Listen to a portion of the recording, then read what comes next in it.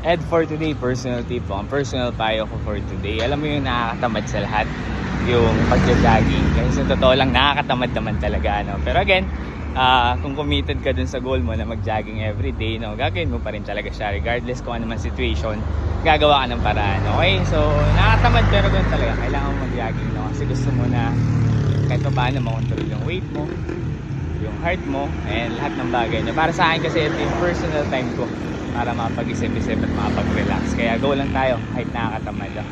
Lagi mong tandaan kapag committed ka dun sa isang bagay, kailangan ituloy mo. Push mo lang kahit nakakapagod, kahit nakakatamad, maraming distractions. Ganun pa rin. Basta nandun yung commitment mo, itutuloy mo lang siya kahit ano pa ang mangyari. So, yun yung ating ed for today ngayong araw, no? Basta kailangan maging committed ka dun sa goal mo para hindi ka tamarin, hindi ka mapagod, no? Pero actually nakakapagod talaga. Pero basta kailangan stick ka lang, okay? So kung nagustuhan mo to, huwag mo kalimutan mag-like and follow sa aking FB page, TikTok, meron din pala akong YouTube, no? Pwede ka rin pala mag-subscribe. Okay, yun lang yung ating ed for today. Lamang, salamat!